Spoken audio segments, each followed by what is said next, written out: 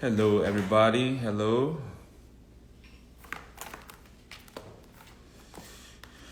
30 on 30. Let me get Yvette on.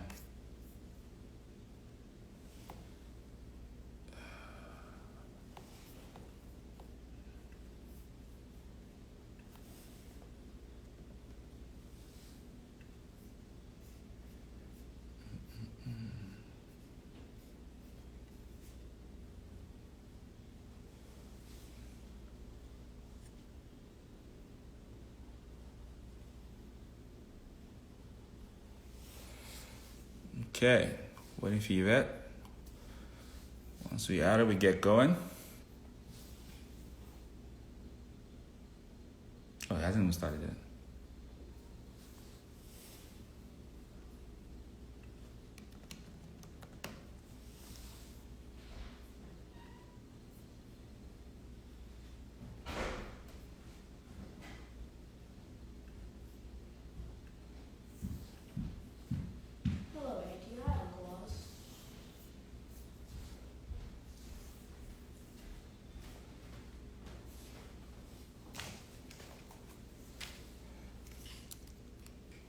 Hello, Chukuka.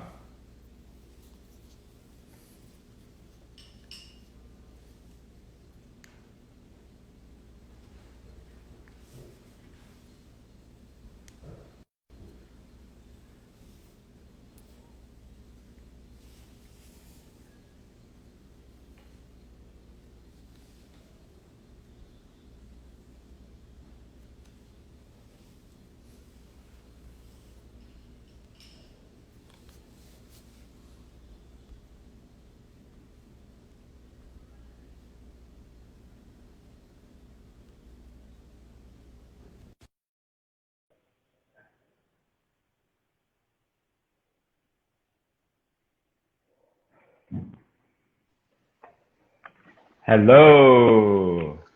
Hello. How are you? I'm good. How are you? I'm doing my best, though. Charlie, Doing that's my all we best. can all do at this Yeah. juncture. All right, your camera looks good. Yeah? Good. Yeah.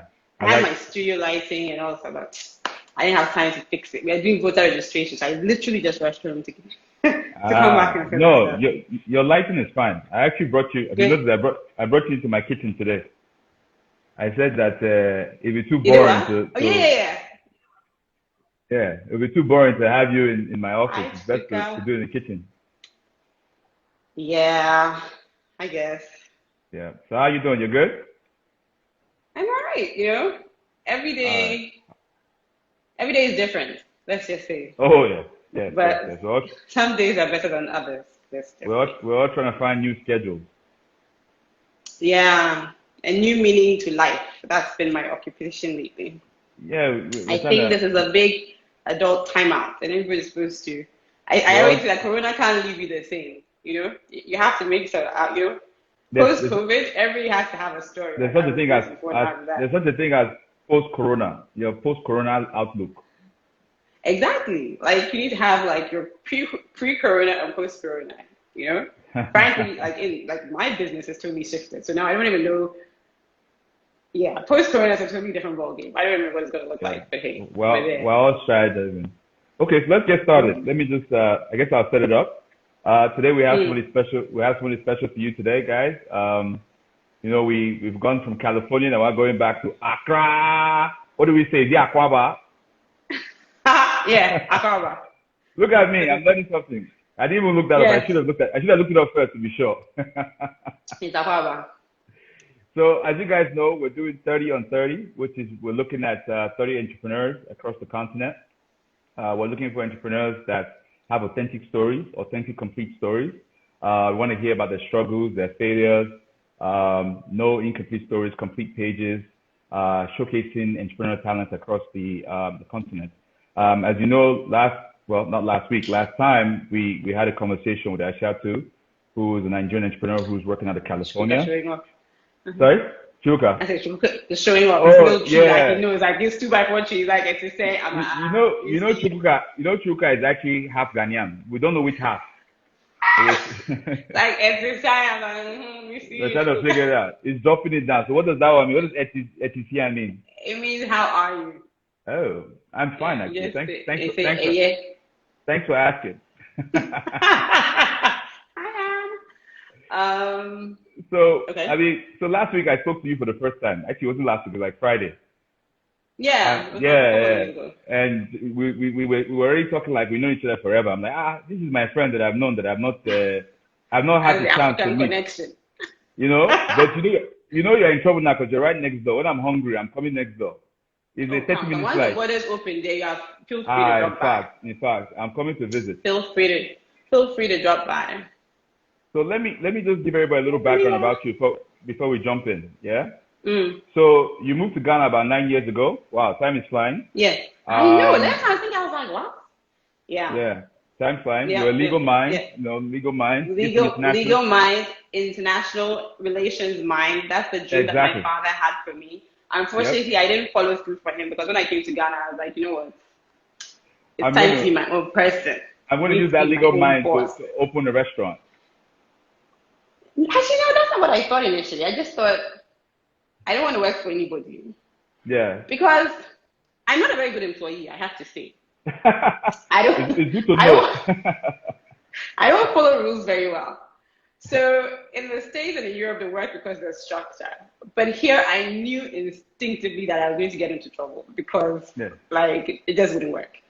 Yeah. So I came back and I said, okay. First of all, my priority was my mom, to be fair, because my mom has a Yeah. school. So the whole reason for moving back Mhm. really wasn't for love of deep love for Africa, let me just say. It was because I'm a first one child. Our father had passed, and my mom was alone in Ghana. And that burden was on me every time I Always called, completely. and she was Yeah. home alone, and she Yeah. was sick. It just weighed on my heart, you know? And I kind of was like, it's not like looking at my life in the States and looking like, it really was like I was on some wild trajectory, like thinking I'm going to be this person in the States. I was like, you know what, it's time for me to come home. Yeah. And my uncles, every time you talk to my aunts, they're like, I went to your mom's home. She was there alone. You know how they guilt trip you. I'm Yeah. like, oh, how was Yeah. mom? She's like, when I was just on the veranda, it's just, hey, you know, when all your children are abroad. Oh, just like, guys. So finally got to a point I was like, okay, you know, it's time for me to go home. And so I literally, by the time I decided to go home and the time I came home, I think it was like 6 months. Okay. And my mom has a Wow, school. 6 months. Yeah, I was like, you know what, let's wrap it up. But So question, where were you coming from? Actually, this is really I interesting was to me coming, because where were you based? I was coming from Atlanta. Oh, ATL. Okay. Atlanta. Atlanta. So yeah. So I said so when I got home, the priority was my mom's school because my mom has a school, and because I knew I was going to do the post call, I said, okay, let's try and figure out. So it's a very good school. It's been running for at that time maybe 11 years. Yeah. A lot of students, but there wasn't a lot of structure because it started as like a play school when we were away, and then it grew. It grew from like 5 kids to like 60. And so Oh, like wow. we needed structure in place Yeah. and so I was like, let me Yeah. just help you do that. So really that was my priority when I joined.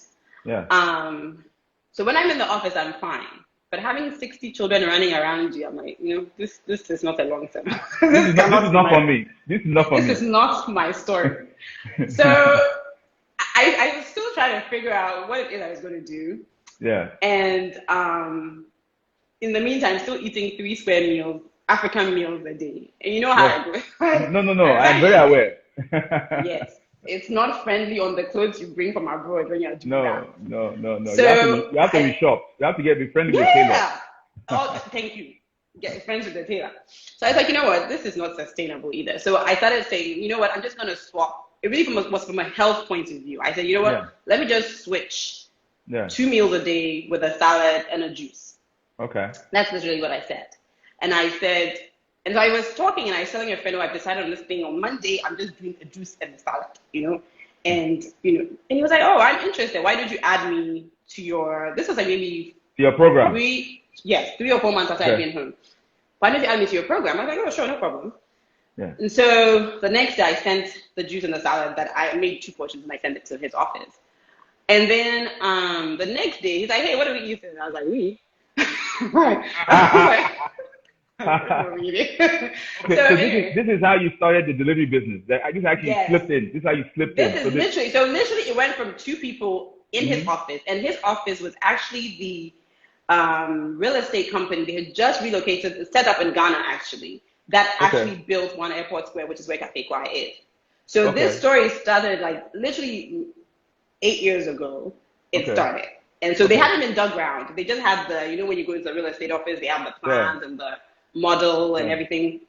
So I started giving him, and then he said, my colleague wants it. And then my Yeah. colleague wants it. It started from Yeah. 2 people in that office to 8 people in that office. Yeah. Um, So and then, this was Fresh Bites, right? So Fresh Bites. yes, this was Yeah. Fresh Bites, yes. So I said, oh, maybe I'm onto something. And I actually really enjoy food. Like food is my safe place. It's like when you're stressed and I need to get away from everything. Food is where I go to. So You know?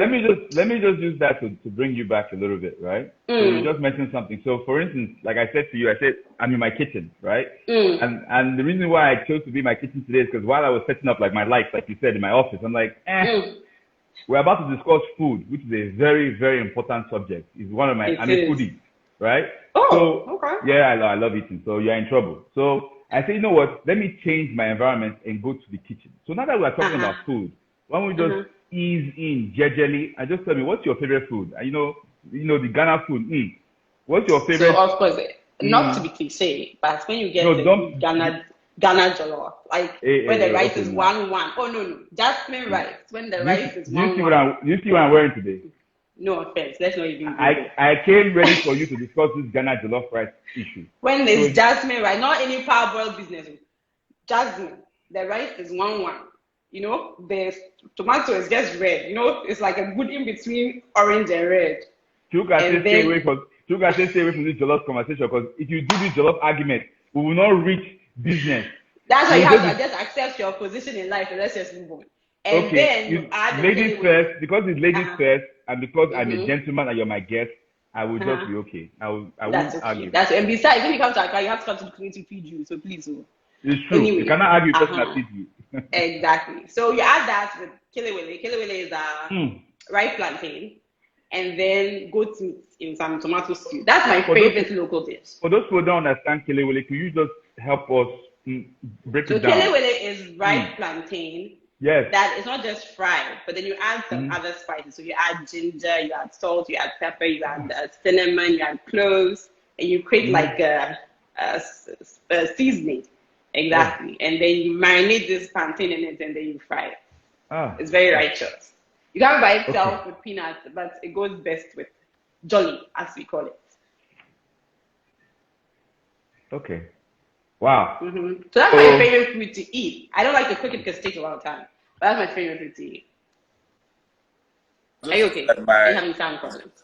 I was just told that my headphones is causing a problem. That is a bit muffled. Oh, so no. I moved it. Can you hear?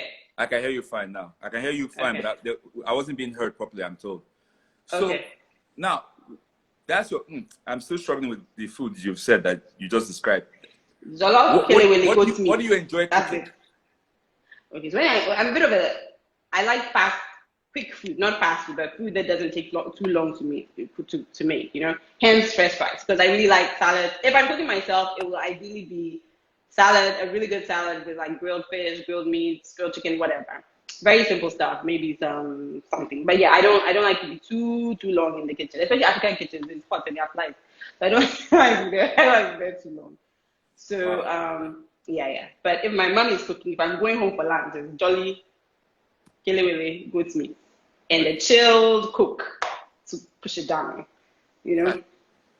I don't know. Me myself, I don't even know why I entered this food topic. It's not a good idea because now I'm just, everything I was going to discuss is now wiped out. But it's wiped out. Don't worry. We'll come back to it later.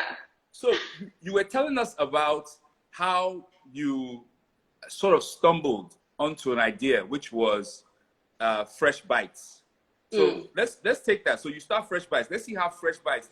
Tell us how Fresh Bites led into Cafe Kwae. So Fresh Bites started literally in my mom's house, because when it started from the 2 people to 8, and then in the office, it was still in that one office.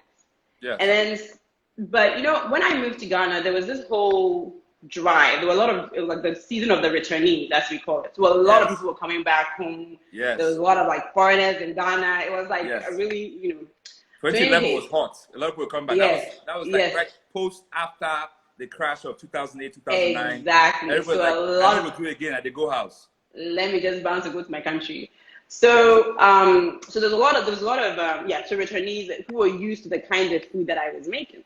Yes. So a friend of mine sent it from that office and sent it to Vodafone. And Vodafone had just, I don't know if they just set up, but there were a whole bunch of foreigners in Vodafone at that time. Returnees and foreign people. So somebody circulated the little menu that I had done that literally had like 6 salads on it and sent it and said, hey, my friend is making salads from her house. Let me know if you want one. I was like, I think you should have called me. I'm not trying to have a business here. I'm still running a school, by the way. So I said, okay, fine. But I was excited because I was like, when you stumble onto something, you're just like, maybe it could be something. Because truly, I couldn't find those things around. That's why I made it myself. If literally there's been a shop that was making salads and sandwiches that I enjoyed, I probably wouldn't have started that business. Yeah. And because I really like salads, I'm really creative in what I like to put in my salads and stuff. Yeah. Anyway, so what was I saying? So anyway, so they start ordering, and then so now it's that office plus the people in Vodafone, and then somebody even sent it to the CEO of Vodafone at the time, Kyle, was this British guy. Wow. And when I tell you, I fed Kyle Monday through to Sunday. Like I don't care if you don't. I don't work on weekends. Like I don't care. Like whatever you're making, make me some. My driver will come for it. So literally, that is how Fresh Rice started. And so my poor sister, who had just come back from London, would be there. And I'm like, okay, let's get the cool pots. We didn't have a stove. I literally didn't have. My mom was. I said, but my mom was like, people are clogging my kitchen, please. I guess my sink is getting congested. Then she moved me to the boys' quarters. But while we were still doing the boys' quarters, we didn't have a stove. We used to use coal pots, literally 2 or 3 coal pots. Fire it up, I'll tell my sister, that it was my business. I'd be like, I don't like coal pots, so. This is below my standards. I can't work like this. No, I just came from America. I don't like slow pods. Let's light it. Let's get the business. What's the lead? Yeah. So literally, that's what happened. And then, Accra is small. So then word of mouth, people started hearing about it. And then literally, when I knew I was onto something, was one Saturday I was at home because I only worked Monday to Friday. I only did the salads Monday to Friday. And then one Saturday I was home and the security guy was like, oh, madam, some people have come to see you. And I'm thinking they're my friends. And it's this guy with his wife pushing his child in a pushchair. He's like, oh, we heard there was a salad place here. We came to get some juice. And so I know. Oh, wow. No, we don't work exactly. No, but so that's when I realized that this thing had gone beyond just casual or... Exactly. So literally we did that. We rocked out in my mom's kitchen maybe 2 years or 3, literally, and now it's it. But I had already seen the plans for One Airport Square at my friend's office.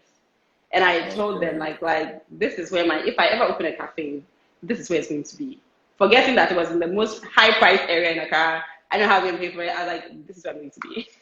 Wow. And so literally, that was a big jump. So do you have an idea of okay, maybe you do. Well, what numbers of people were you actually serving at that point before you jumped to? Fresh Rice, we were doing at our peak, maybe about 75 people a day. Oh, wow. Yeah. Wow. At our peak. That's foot traffic if you bring that into a location. Yeah. Wow. So that was about 75 people because it was just delivery. You just pick up and then, or we'll just deliver it to you. I had bikes. Or I use people who had bikes. So so it was about 75 people. So so that kind of made me realize, and I did 0 advertising. I never took out an ad. I never paid for ad space anywhere. So it was all organic word of mouth. Word of mouth. Which now that I know more, I know that that's actually really valuable. But I was like, oh, somebody told their friend and told a friend. So literally that's how it started. Yeah. So I mean, telling people recent that when you have quality, the quality is the best marketer. And that's what you need to worry about. Just worry about the consistency and the quality of the product. I see people, they haven't started and then they have ads, they have Instagram page, they have the product is what you're selling. There's a woman who sells porridge on my junction. She's been there since I was a child. In the morning, the queue is unreal. I'm sure she's never taken out an ad before. but everybody knows that her quality, her house cocoa is untouchable. So people just come. She called Mama something. Is it there like Mama? Yeah, Hajia something. She's there. Yeah. You know, anybody that sells food that way can never. No. Since we're children, she's there, and the queue, it's still consistent. When she's not there, people are confused. They're like, "What are we going to do this morning?" Yes, we would love to interview her. You know, Chukana are doing this market faces of. Oh, yeah. If you get to Accra, I will take you there. No, we're coming. Yeah, we'll interview her. We'd like to know there are loads of people like that. Yeah. We'd like to know how many children she has sent and taken through to uni. Yeah. She took her child to uni. I think the girl finished and is now working there. Like it's like a scaled up operation, all from that little one kiosk. Those are the real entrepreneurs in my book. They really are. Okay, so to help our listeners a bit more. So how did you that first store? Because I mean, you just said it just now. You hinted at it. That you basically went from doing home delivery. By the way, that home delivery, we're going to put a peg on it because it's kind of interesting that business model is probably where you're going, considering COVID. So we'll get back to that. Isn't it? Like it's all turned full circle now. Seriously.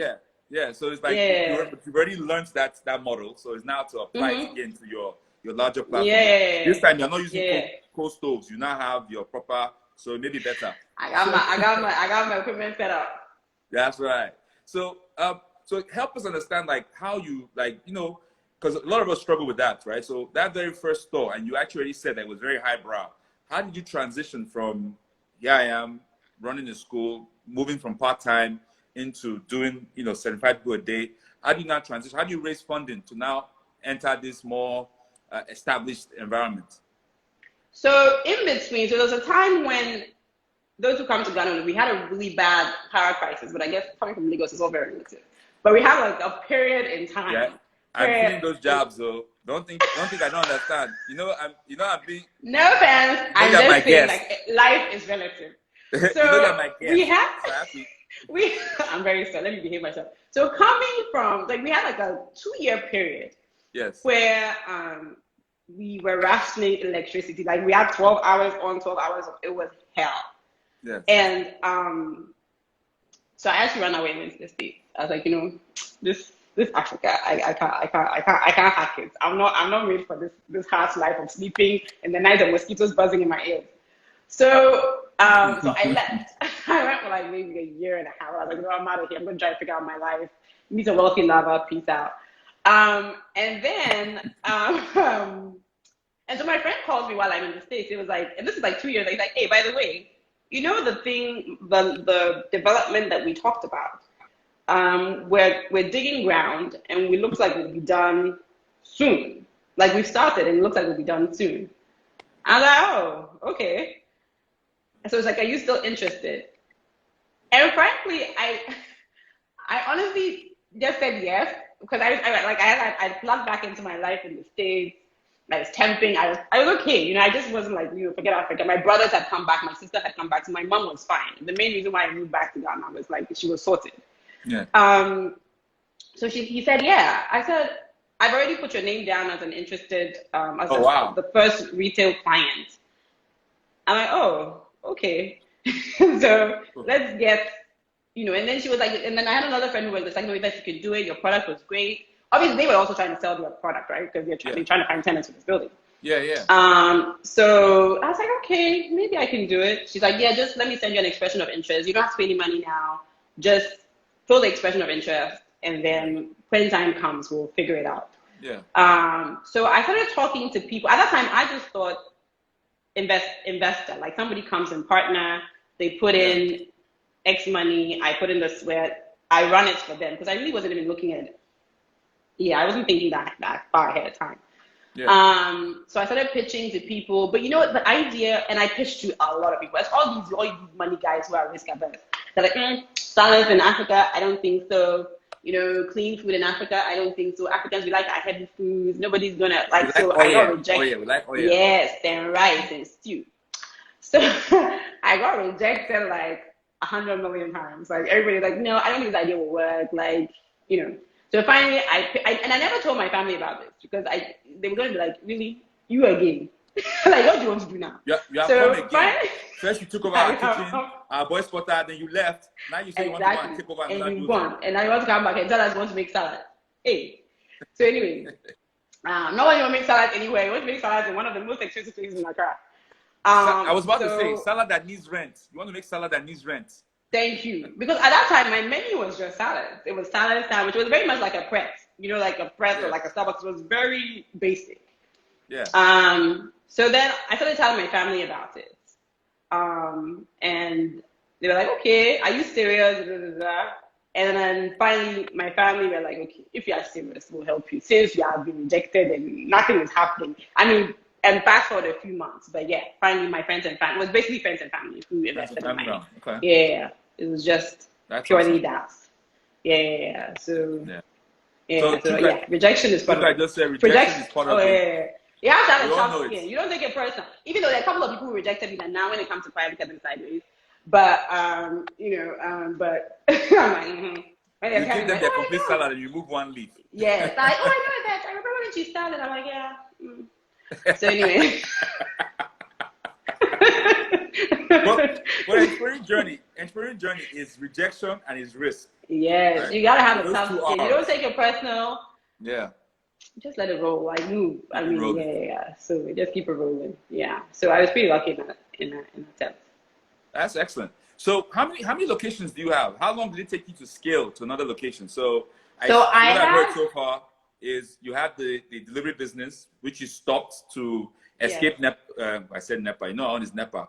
Escape power issues and the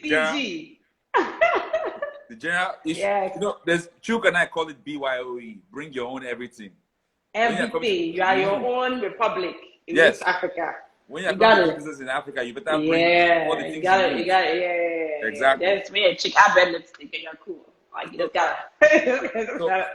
So how long did it take you to now scale that one first model, which you have built in a prime location, to another? I'm also assuming, because I'm not sure how many you have. I have 2 now. But the second one is not a Cafe Kwae, it's a Kwae Terrace. So for me, I do, like, obviously you have to scale a business, but for me, scaling in terms of my business, I don't believe is replicating Kwae exactly, like, 10 same models of Kwae around Accra. I would love to see like a Kwae in Dakar or Abidjan. I'm scared of Lagos. I've actually had a couple of conversations in Lagos. I'm like, I like it. I like it. Yeah, let me just take my time. So the second one is Kwae Terrace. And that we just opened that. We're about to open that in March, and then COVID hit. So we're still in the soft opening phase. I actually don't even know. I was just thinking this week, what am I going to do with this place? Because it was never open. It doesn't really have the attention, but yet people still come there. So I don't know. I'll figure it out. But yeah, so I have 2 now. Chuka said we will consider investing, though. Send documents. You know that all Chuka is thinking about is Dodo. That's the investment right there. That's the killer. Yes, Chuka is thinking. Chuka has a thing he says, if you ask Chuka, why did you move to Nigeria? Chuka will say Dodo on demand. Yes, constant. You can't, pineapple. You see, pineapple for me, it's pineapple, mango, and rice. Same thing. He's Dodo on demand and fresh pineapple juice. That's fun. Yeah. So now we have 2. Okay. But I also have, so again, talking about scaling, for me, I have a school, a couple of schools actually now, that so the parents were like, okay, we know you do healthy food. We know we trust you to feed our kids. So would you mind, some of the schools approached me and said, would you mind prepping school meals for the kids, for the parents who want, for the more discerning parents who don't want like their kids to be eating fast food. Yes. So we do school meals, like healthier school meals for the school. So that's another like a revenue stream that I have. Before COVID hit.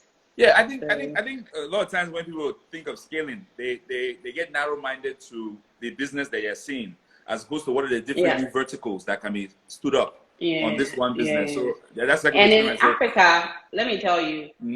Minus South Africa, where they have the standards.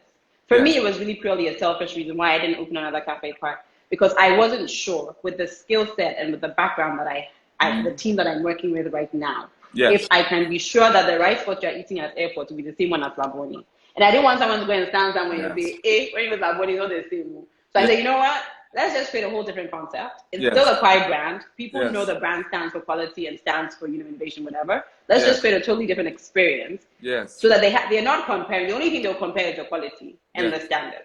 Yes. So when you come into Kwae Terrace, you best believe the standard will be the same as Cafe Kwae, Yes. but the food is not going to be the same. So you have nothing to compare to. So just come and eat the nice food that is there. And then, because for me, it's just standardization is an issue here. We struggle with it, and we're going to struggle for a long time. So I just wasn't willing to fall down that rabbit hole. Wow, that's really interesting. I mean, I'm actually learning something there because, in a sense, to solve the process, we have a process dexterity problem, right? To solve that process problem, you've actually changed the experience so that you're now taking a new experience. Yeah, a new experience, a new vibe, a new space of your idea. Exactly. So for me, and it seemed to be working before everything happened. But yeah, you just have to make sure the standard remains the same, the experience remains the same, the vibe remains the same. So when you come, you're like, when somebody says something, you're like, okay, I get it. I see even the decor, the little things that I like to do that will make sense to you. But I just wasn't sure. Because, as I say, even in that same Cafe Kwae, one rice can taste different from the next rice. It doesn't matter what you do. So I didn't want to chance it with much like we are moving locations. Nah, man, I'm not gonna do that. So for now. So take it back to the favorite subject inside these subjects. I know we're talking business, but no, we have to go back to food again. Oh, it's me now. Sorry. Yeah, I can hear you. I said we're gonna slide back to food again, because it is food after all. So if I go to Cafe Kwae, what is the food I can eat there that I won't see in the Terrace place?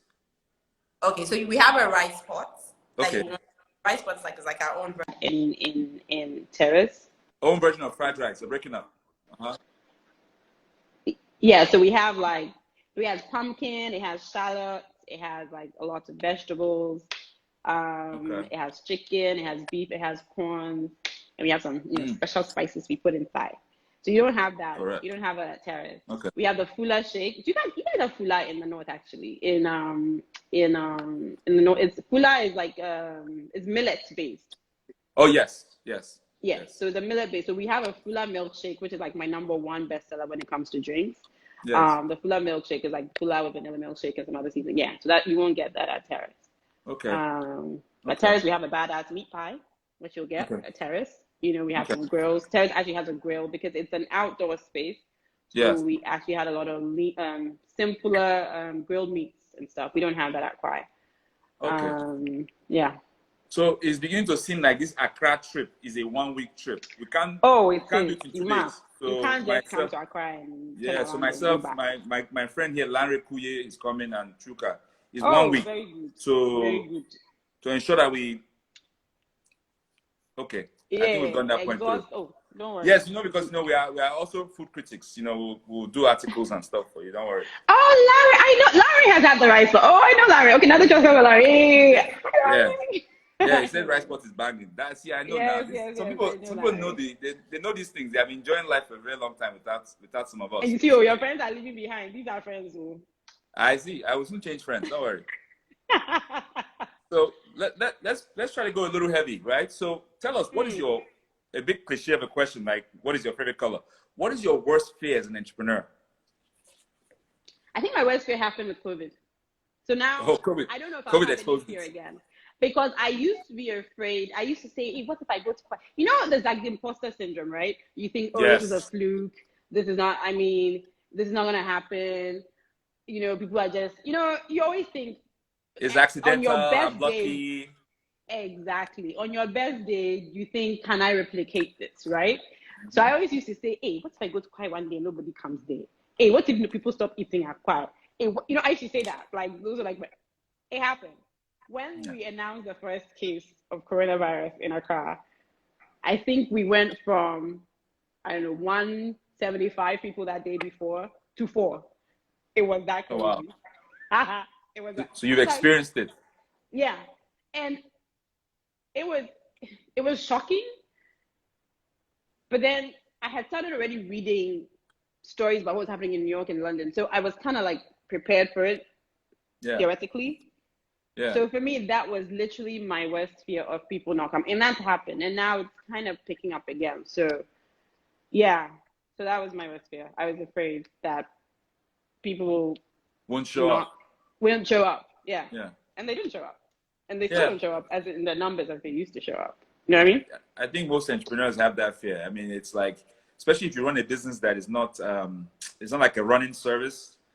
It's Exactly. like every time you put a plate in front of somebody in your business, it's like a project. You're closing a project. And the feedback is instant. I tell my service, lucky for us, our feedback is instant. An empty plate is great feedback. Yes. So like it's right there. Yes.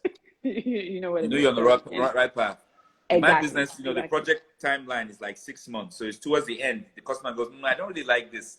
Can you imagine? It's 6 months down the road. And then you start every new year going, hi, last year I closed this many projects. Am I going to get any this year? Exactly. It's scary. Exactly. So that's why I tell people all the time. I say entrepreneurs are really risk managers. It's really risk that we're taking on. You're really gambling. You're like, because it's really what it is. You're having the faith when you get up that today I will just go to my shop, turn the key, open the door, and people are going to walk in and buy food. Yep. You have no guarantee that that's going to happen. Yeah. But you're literally taking a risk and going into work and hoping it works out. Yeah. So I guess. If I was to ask you, what would you say? I don't know if you were an entrepreneur when you lived in Atlanta, but if I was to ask you, what would you say is the difference between being an entrepreneur on our dear, beloved, delicious continent, I know, and what you observe as being an entrepreneur in the abroad or the overseas? So we've already talked about. I think Africa is a love-hate. You love it because it's the land of your birth. Yes. And the passion and the love you have for Africa, you can't fake it. It's like innate. Yes. But it will test you. Africa will test you. Do you get? Yeah. So apart from the fact that we've talked about the utilities and but even in Ghana, frankly, that has stabilized a lot. Wow, you guys are lucky. Oh yeah. For us, luckily, that's like utilities not really an issue. And now our government under COVID is giving us 6 months free electricity. Hello. So we are. Oh yeah. So we are. Yeah. And water actually, electricity and water. So we are very okay.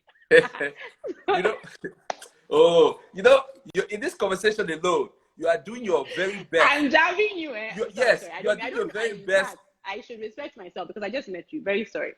So you started with jollof, then you did another one. Now you're doing power water. Okay. I'm very sorry. But that's the fact. Our government has given us 6 months. It was 3 months. And then they read the budget this week and they added 3 months to it. So, what am I supposed to do? It's the truth. Anyway, so we don't have that issue in Ghana. But it's more, for me, it's skill set. In my line of business, it's skill set. Yes. So it's not having the team you need at the right price. Do you get? Yeah. Because there are a lot of people who bring in foreigners. For me, I can't afford foreigners, and it worries my mind small to have foreigners working for me. But so it's skill set, because if you're going to scale, you need to know that. I always try and tell myself that imagine I was supposed to create 10 Cafe Kwaes. Mm-hmm. Even with my systems and even with my SOPs that I've worked hard to produce, it's still not going to be the same. Because people just don't listen. Do you get? There's something. No, I know. You can train. Sometimes I ask about my workers, did we just meet? Because it's like I just met you today. Do you get what you are doing? It's like we don't know each other. Do you get? This is the first time we've spoken, that kind of thing. Yeah. Like this is the first time you're working here. So skill set is a real issue for us. Access to capital, friendly capital, and like not crazy interest rates. And So I think for me, it's sticking in Ghana. That would be my skill set. Is more capital you can even find nowadays. Within private investors and stuff. But knowing that I would, if I was supposed to do 10 Cafe Kwaes, I wouldn't necessarily have the skills and keep the standard in my heart I know I want to have. Yeah. And be able to replicate it. That would be hard. Because as I said, people are doing it, but they have foreign staff. Yeah. And that obviously adds to your capex, and it's just I'm just not interested in that kind of Yeah. So it's painful. I mean, I tell people that you need. Well, I tell people you need people. people are required, to help Yeah. execute the vision. So it's very difficult in our environment. Yeah, especially for restaurants. It's one of the, the least tech-friendly, because you need people to serve the food. I can't make a robot prepare the food. I need people to cook the food, chop my onions. I need someone to serve it. Yeah. I can, use technology for my POS and my ads and, accounting. But prepping the food, I need a human being to do it. It's one of the last areas. It's one of the last areas that won't get very automated. Human intensive, and that's why so many people are suffering with this whole the after effects of COVID. Yeah. Because we employ a lot of people. Service industry. At the peak, I had 45 people working for me. Oh wow! So it's and I mean they're all studying chopping onions, tomatoes, so it is what it is. But yeah, it's quite the issue. People are a critical issue. I mean, I've been saying now recently that this is the area where we have to start focusing, because our peoples are true best resources. It's not oil, it's not people. I mean, Africa, 1.2 billion. I'm telling you, young people too. They have fresh minds, young, able human beings. See, young guy, he doesn't want to work. Yeah. What's happening here? Do you understand? So it's like they want fast. Yeah. They want fast. So that's the issue. I actually said I wanted to create a hospitality school.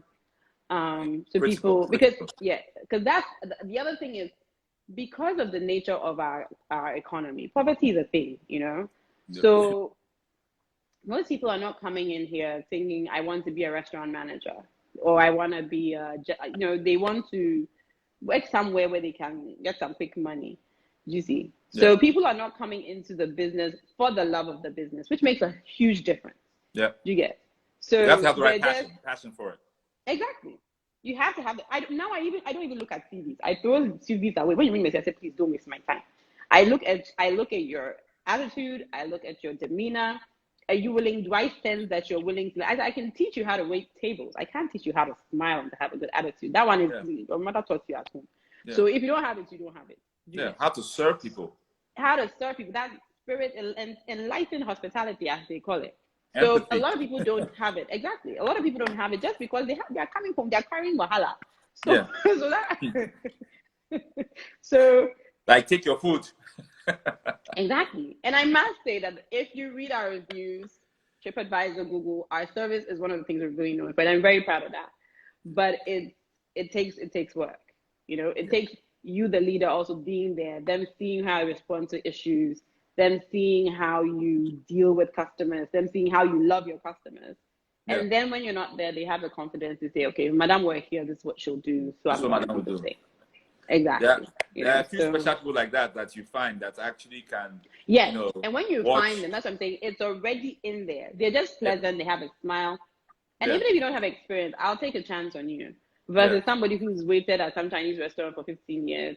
And it's just cocky and wants to tell me what to do with the way I do my things, So so that for me is the issue. Human capital is a huge issue on our continent. Massive issue. Yeah. So I'll switch you over just a little bit. I think we have about 20 minutes, so let's see what we can get in there. Time flies. You already answered this one before. This whole quitting business. So since you now started the location where you're now brick and mortar. Before you were delivery service, investment is stove. Yeah. Now you have chair and lights. They are fancy, right? I know, and stove. And stoves. Let's give your, you're not. This is not a small get business. Stoves. You have stoves. Oh no. Hey, now we are big. That's right, stoves. We've been in the Financial Times, so we're a big deal. That's right. See what I'm saying? Let them hear you. That's what my mother finally believed me. It's like, no. So what she's now? I said, hey, is this you? Hey, well, I'm thinking. She's like, oh, she was just featured in the London, and she'll be sure on the London, but I don't know, like, just BFC. I'm like, she's doing something. Let me walk on by. So, Chuka just asked the question. He said, you already answered part of it. He said, what are the challenges with scaling? You've done that. Also, succession plan. So, tie what I'm about to ask you now with succession planning, right? So in case you want to sit in London for 1 month. So have you ever thought about quitting? I kind of know the answer, but I want to hear it. So have you ever thought about quitting? And then also, what is your succession plan? Who's the other person you say, I beg, hold this key? And then? Anybody who knows me. No, that's the only thing why I love on food. It's travel. It's travel. It was travel. That's And Achilles. so you can imagine what's happening to my mind right now since March that our borders have been locked. Who are you I'm telling? like, Me, I'm I've in a state drawn of map on my anxiety. wall because of it. Can you imagine? I have a map. So yeah, in my head, I used to say, oh, Ghana, I work there. Me, I'm an expert. I work in Ghana, but when I travel, that's where I live. I take leave every 12 weeks to go to my country, and then I come and work here. So I think of quitting a lot. It gets frustrating, it gets frustrating. But my passion really is creating simple, fresh food and making sure people enjoy it. That's what I love to do. So I don't see, and it's, abroad the market is saturated. It's not even that exciting, But for here, you can see the effect of what you're doing. And Africa, there's something exciting about being on the continent and being part of the story, being part, like a lot of people who come to Cafe Kwae will tell you that when they were thinking of moving, they came to Cafe Kwae on a trip, and they met so and so there, and they got talking, they struck this deal. That's what convinced them to move back home. So a lot, it's like literally a lot of people move, like hang out. It's it's one of the number one places to hang out when you come to Accra. People are like, okay, go to Cafe Kwae. You'll probably meet, if you're from Ghana, you meet everybody in like 2 hours. So, literally just coming in. How was your place during the return? Hey, we had to go and buy chairs for my neighbors. Let's just see. It was very bad. It was crazy during the year of return, and thank God for that actually, because truly that gave us the cushion for the first weeks of Corona. Like basically, the first. Do you know what I mean? Like yes, God I know exactly what you mean. Because honestly, like literally doing. Yeah. The year of return was really good, and like I actually had to go away for 3 days for my friend's 40th, and I'd be on Instagram and I'll be getting pings like tags. I'm like, hey, people are enjoying Cafe Kwae. It was crazy. It was really good. So yeah, I think I'm leaving all the time, but I'm still here. And what was the other question? No, so succession planning. How do you set up for who would sort of replace you? So that's now, like, for the last maybe year and a half, that I read this book called E-Myth, and I recommend it to everybody who's an entrepreneur. It's the E-Myth. It's by Michael Gerber. Okay. And that book literally took the scales off my eyes, as they call it. And his issue is, tell yourself that if you were to create 10 replicas of the business you have, what are the steps you need in place to be able to do that? So that it buys you freedom. Because what happened for me initially in the business was I was tied to business. I couldn't leave. Yeah. And the business was you, and you are the business. I was like, what is this business that is preventing me from going to my London? Hello. Yeah. So I started getting really irritated and very resentful and depressed and tired and anxious because everything revolved around me. But literally putting the systems in place, which included hiring a business consulting firm who did my bookkeeping, would sit down and look my numbers and say, okay, this is up, this is down, this is what we need to do. Outsourcing that skill set, because that was all of me at first, processing payroll, all that stuff was me doing it, So putting systems in place, I think, is for me the succession plan. That the fact is that if I'm not here, God forbid, if my mom is ill and I have to travel with her, which happened last year or a year and a half ago, the business was still able to run for like 3 weeks without me, which I was so excited about. Like when I'm in bed, I'm getting the reports. I'm like, oh, come on, this is good, So, putting the steps in place and making sure. So now, in fact, since COVID, I've been depressed. I was in a serious state of depression, from all that's happening in the world.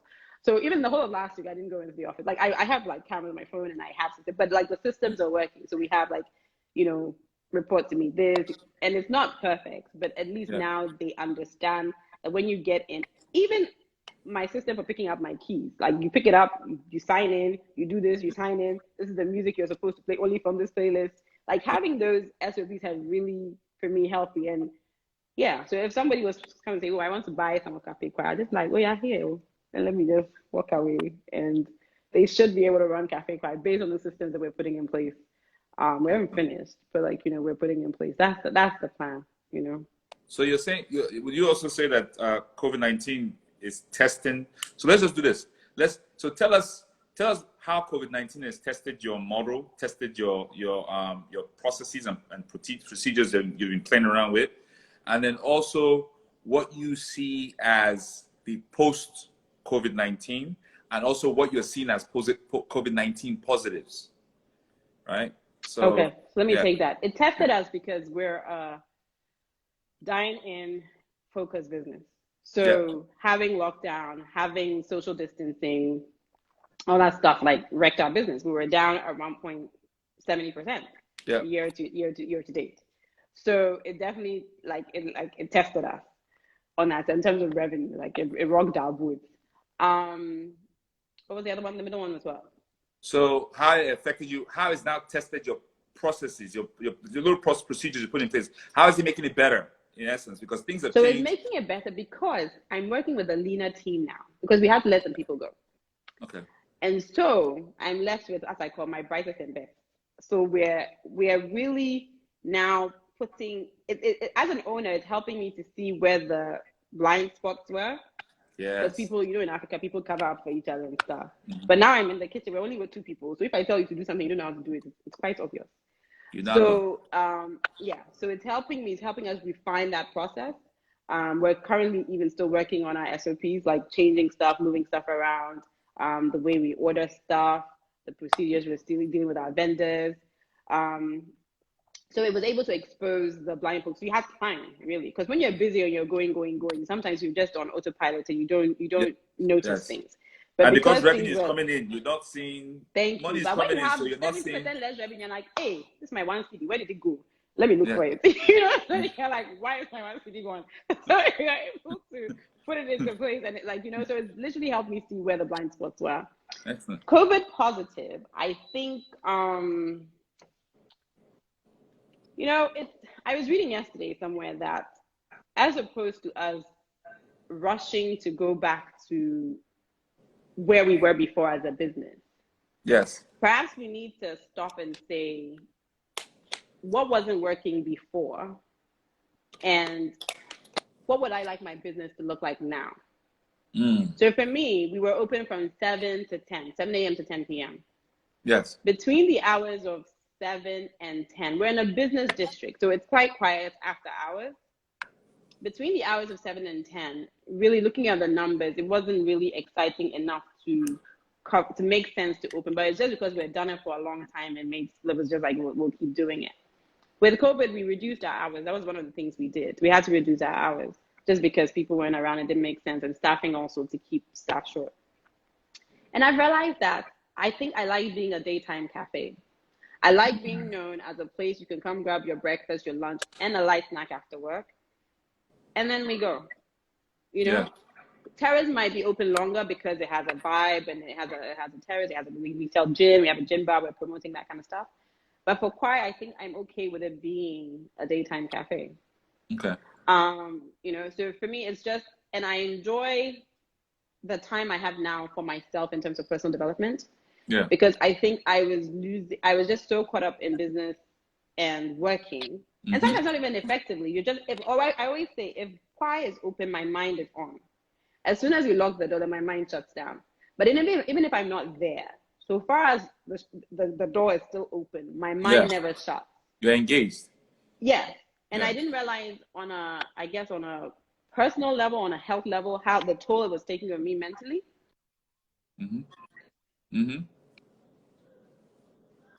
Effective and these hours, as efficient as we can be within these hours. Let's make our money this time. And then the rest of the time, workers can go home early. I get to chill. I get to learn. I get to read. I get to explore areas. I get to grow personally. And then we'll figure it out. So it's been tough, but I think that when we look back at this period, people will say that perhaps we needed to reconfigure a few things and use it for our the next phase of our post-COVID existence, as I like to call it. Okay. That's I think the clock is running fast on us right now. Actually, funny It enough, is. as you were speaking just now about shutting your hours, there's this restaurant I used to go to. Now it's almost 100 years ago. When I was on Wall Street, they only opened for lunch. There was no breakfast. There was no dinner. They opened for lunch. They closed. Matter of fact, they only served pasta. Exactly, and they killed it. They had like you know, Killed and it. I'm sure they made their money. They were There working. was a They killed them. They queue. paid them. Yes. Queue from the door. You know, queue from the door, and it was like it's been like that for years. Yeah. So it's interesting. I'm understanding what you're saying with Yeah. that. All right. So what So you would need be to really be something tight. you My want to tight leave? for me is tighter. Chuka said that's a mafia place. That was I know that. Chuka Chukuma that said that. It wasn't Yvette or Oswald. Let the record show. Let the record show that it was C Chukuma that said it. You see what he said? So they use the We'll rest of their ignore time him to now. move guns. So yeah, that's not my story. I'm not moving guns after 6, please. At all, neither am I. He knows. He knows. So, what would you? I mean, just to kind of use this to round up, right? So, what would you say has been one of your biggest lessons? And then I would tie this to the end of that. And I think I can't ask one question anymore because I've been asking my friends globally, but you've already started executing on yours. I would say, what is your plan for Africa, right? So, what would you say is one of your biggest lessons, and what is your plan for Africa? And I'll let you know when the countdown starts. So, go for it. You have carried load with this one.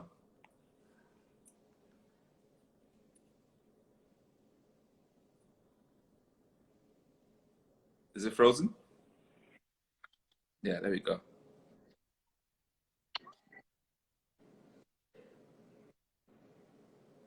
Oh, wow. We're finally having issues with the connectivity. Can you hear me? Yeah, I can hear you.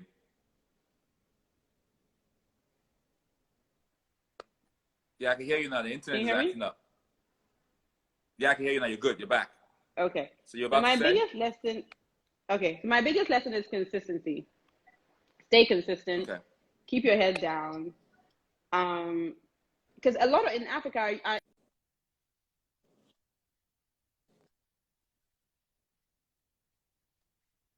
Yes.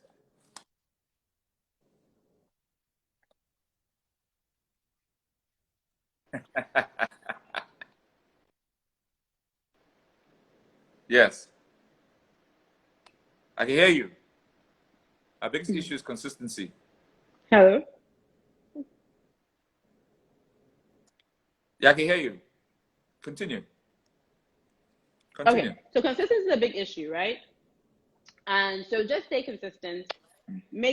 Kill yourself on the issue of consistency, for my business especially, because I say that if somebody comes to your business today, if they eat a sandwich, please let it be the same sandwich tomorrow. Do you understand? And I mean, yes, we all make mistakes, but ideally, I am like crazy on consistency. Stay consistent, stay focused. And as they say, I believe the universe rewards hard work. Work hard. I always tell my workers, don't think you can bluff because there's nothing in the shop I can't do. And